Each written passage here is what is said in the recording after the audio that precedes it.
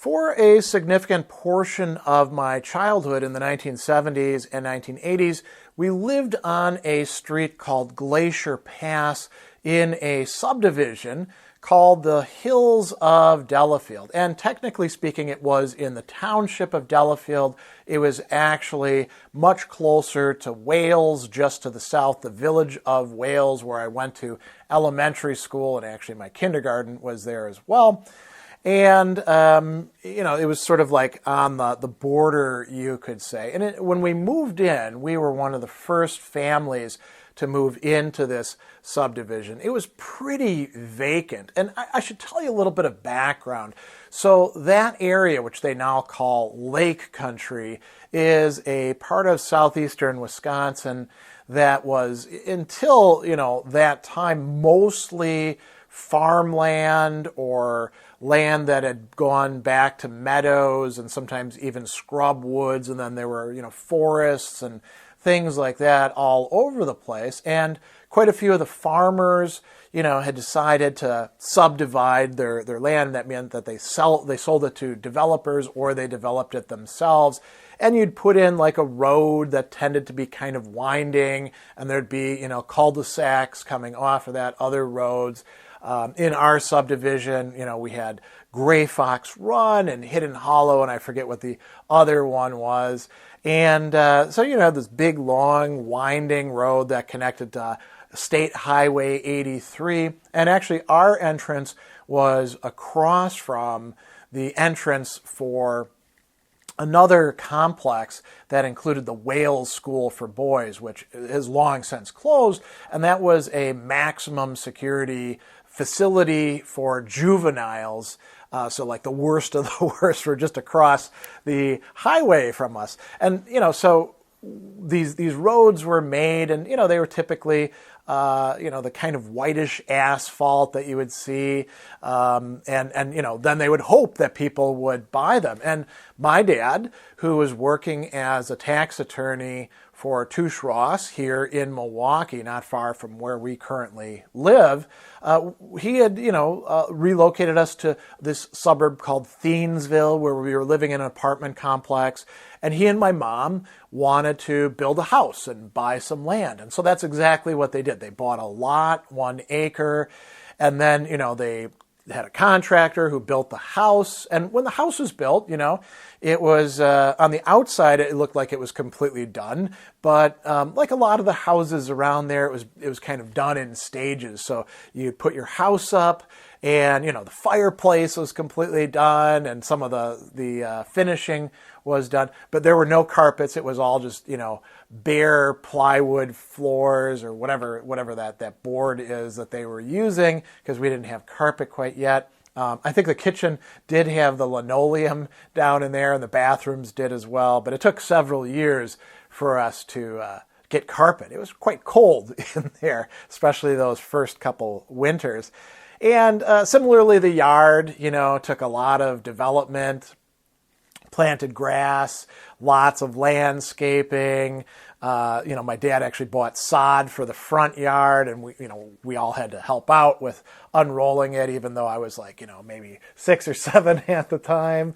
And, so everything was done bit by bit by bit. And you could say the same thing about the subdivision itself. I think that they had planned for people to start moving in much more quickly than they actually did. So for a long time, the closest neighbor was about a quarter of a mile away. And then there were some, further on up in different places. And slowly over time, things started filling in, right? So eventually we had houses next to us on both sides. And I'm not so much in this story thinking about the house itself. Maybe I'll do some other things about that. I want to tell you about what it was like as a kid growing up in the natural environment. Because, with this road, right, we had all the houses along the road, and then behind us, we had what you call a ridge line, which is like, one long hill, the spine of which extended out for probably a mile or so, right? And it was wooded, and there were, some parts were a little bit rougher, some parts were easy to get through. There were trails that had been made by deer in many places. And this woodland area was like our big playground. It was behind all of the houses, and we would go do stuff. And if it wasn't woods, it was kind of prairie with, grasses growing and bushes. And sometimes there were kind of an in-between thing, lots of honeysuckle, for example, which is quite fun to work with. You can nestle underneath it, sumac, all these sort of cool things. And there were, massive trees as well, oaks and birches and poplars and all sorts of others as well. So it was kind of a cool place to grow up because we had this long backyard. So the house was, in the front yard was higher than the backyard. The backyard kind of sloped down, and then it, moved up into the hills. And then if you got on the top of the hill, you could go down the other side of the hill, and then you were in this massive prairie that had, some parts were elevated, some parts were depressions, and it was just like a sea of grass, except that there was a massive pile of stones, each of which was about, this big or so, that some farmer had left there at one time. And then there was a depression that would sometimes fill in with water, so we had, what we called our little pond, even though it really wasn't a pond. It wasn't fed by anything other than rain. And you could walk or, ride your bikes or run or do whatever else you wanted along this prairie, which had its own trails, which were mostly made by the deer, again, I think. And it would go all the way to Highway 18. Highway 18 and 83 come together on one corner of the village of Wales. And back then, there wasn't a lot of traffic, there wasn't a lot going on.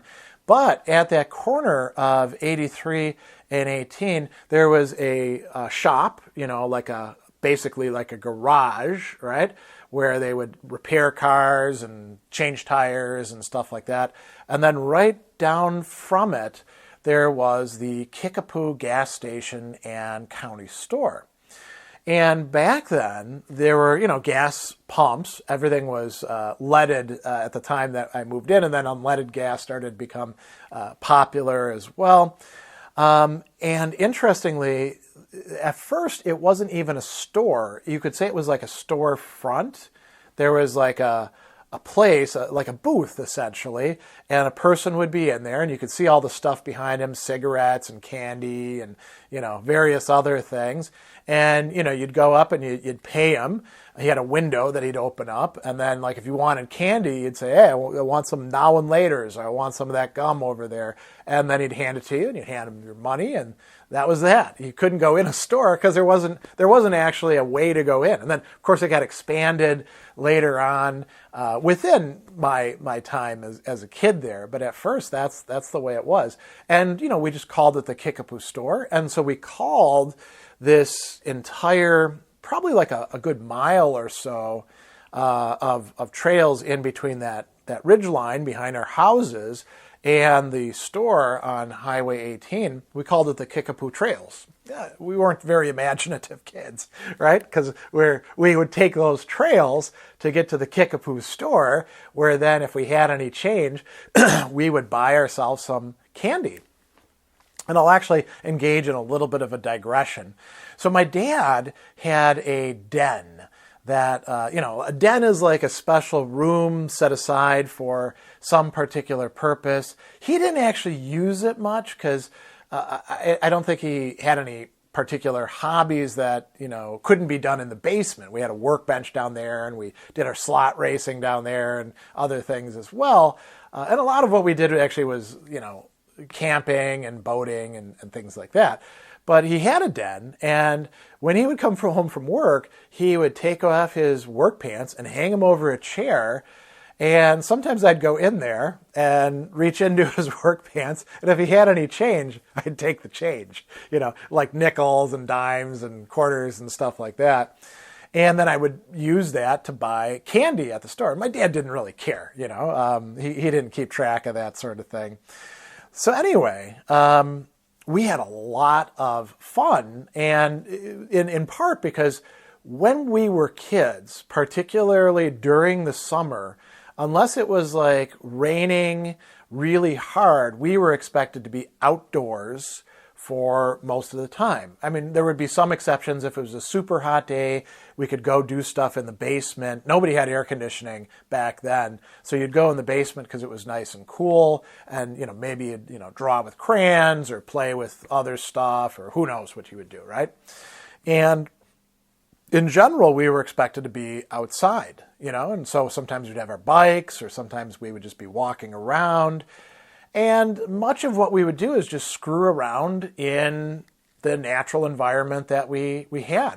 I mean, we had some toys, like, for example, I mentioned the bikes. You could ride around on all these cool trails and stuff like that. And, we did have a few, like, fake guns for playing various things. Some of them were like, space-oriented things. I remember I had this one from I think Space 1999, and it would shoot these discs, and you could angle it so that they would go around, not quite corners, but they could hit people. But much of what we did was just take things from the physical environment and do stuff with them. So we did a lot of making forts. Now, the forts would often be, we would find a construction site where something was being built, and we'd steal all the pallets that were being left there, and then we'd use those for making forts. But we do other stuff as well, any scrap wood that we could find. Much of our fort would be branches that we would take from things. Sometimes we'd get shovels and dig, halfway down so the fort could be a little bit bigger. We would get sticks and turn the sticks into just about anything you could think of. Laser rifles, swords for being knights, whatever you want, right? And so we did a lot of hiking and exploring. We did a lot of playing, spy games, like boys spy on the girls spy on the boys, little kids spy on the big kids spy on the little kids. We also, would have rock fights. Not a great idea. I actually got, hit with one time that I had to get 3 stitches in my head. But, we're dumb kids. If we didn't use rocks, it'd be snowballs or, balls of mud or stuff like that. So we spent a lot of time traipsing around in these trails. And we also did, in the winter and also then later in the summer, a lot of using the hills, and many of these were quite wooded, for sledding or doing things similar to sledding. So, if you've got nice hills, you get a sled and it's snowy, you just go down them, and we would, sometimes just do plain old sledding, or sometimes we'd make ramps out of, snow, and then we'd put some water on it to freeze it with ice. Sometimes we would have snowball fights as we're sledding down, or we would play what we called smash-up derby, where everybody's trying to bump into each other's sleds and knock each other off. And one of the hills behind my place was one of the best hills for sledding, except you had to be a little bit careful because there was a trail, really well-established trail, and it came down the hill, but then it had kind of a curve to it. And you had to be careful, because if you went off that curve, you're going right into a bunch of bushes and maybe even hitting a tree. And you could go fast down that hill. So we did a lot of that. And we also, we took a wagon. Now, like a kid's wagon, one of those red wagons that you see. And we would ride that down hills. We put a cushion in it. Didn't have any shock absorbers or anything like that. I mean, it was like going on a roller coaster ride, basically. We're really lucky we didn't get hurt more often than we did, or more seriously than we did. And we would do this down, on the roads too. We would ride the wagon. We'd go up to one of the big hills and ride the wagon down the road. And you would steer using the handle on the wagon. That's not a good steering wheel, right? It turns the 2 front wheels, and you could easily flip the whole thing over. Well, we would do this going down the hill behind my house, which was just dirt and rocks and wood and grass, right? So you get at the top of the hill, and sometimes we'd have 2 kids in the wagon as well. Really, really stupid. No helmets, no nothing, right? And you would just, You didn't even need like to push off. Gravity itself would suck you right down. And so we did a lot of that. As a matter of fact, I want to go back to the sledding as well. So there were all these barbed wire fences that were, a legacy of the farming days. And you had to be kind of careful not to run into them because, sometimes they would be still there. And one of the hills, I don't know why we did this and why we didn't just like take the fences down or something. You had to be careful to make sure you would brake before you would get to the barbed wire fence. Otherwise, you would hit the barbed wire fence while you were sledding. And, we could have cut ourselves up pretty bad. But we just don't hit it. It's kind of funny the way that we were so lackadaisical about safety stuff. So anyway, we would do all of these cool things. There was also like a massive rope swing. Somebody, I don't know who it was. I think it might have been Tony Scafito's dad. There was a massive, massive oak behind our place, and the Scafitos lived right next door to us. So anyway, there was a rope, and it had to be at least an inch thick, that was thrown up way, way, way high over one of the big, thick branches, and then tied off. And so we could take that, and we would run and grab that rope and then swing way up, like 10, 12 feet in the air, and then come back down, and swing back the other way. Sometimes we would grab it and swing up and then let go and go flying and then, hit the ground somewhere and, hopefully not break a leg or something like that. That was a lot of fun as well. I mean, we did a lot of great stuff. We'd have picnics out in the woods, and when we had a dog too, well, actually all the neighbors' dogs loved going out in the woods. It was a lot of fun, and, we'd hike around and, explore and make new trails of our own. And, sometimes we'd pretend that we were pirates or, that we were in Battlestar Galactica or Star Wars, or that we were knights on some sort of mission. I mean, we would just use our imagination about what it is that we were doing. And then, of course, as we got older, we started, it started turning into something where our juvenile delinquency became something, we started pretending to smoke. We would steal matches and then take the straw. The straw you could suck air through, and we would light it up and pretend like we were smoking, and, we'd cough and all that sort of stuff. I remember, when we started to discover swear words, we'd go out in the woods and swear at each other and stuff like that. And of course, there was, some you could say drinking and fooling around and stuff like that as we got older and older. Because I lived there until I was about 17 or so. And we knew these woods and that area sort of like the back of our hands. And it's interesting because at first there was no road in the Kickapoo trails behind us. And then they made a road, and the road went past that rock pile. And we kind of didn't take much notice of it because only one family actually moved in for a while in the wooded part at the very end of the road. And then another family moved in on this high hill area. And we're like, oh, things are starting to kind of fill in there. But our own subdivision was, by the 1980s, becoming more and more packed with people as all the lots sold and people built houses. And there were more and more kids and, like an entire neighborhood, and you could say like ecosystem, right? Cliques could form. People had their people that they liked and they didn't like, and all of that. And that area behind our houses was still the woodland and the meadow that we could play in. And for a while, even there was water. Like one year, it was super heavy rains, and the backs of a lot of our yards filled up with water. And some people actually caught fish and put the little fish in there until, unfortunately, it dried up and the fish died. But this was like an area for all of us neighborhood kids to continually explore and redevelop and play in and do all sorts of fun, cool stuff. And I guess, it kept us out of our parents' hair. They kind of knew more or less where we were, although we were ranging over a several square mile area. You could say it was like a giant park that we all had access to that was completely unofficial and really just the product of farmland going fallow. So, this was, for a long time, a really nice perk of living where we did. This unused land. It wasn't unclaimed, of course, because people did own it.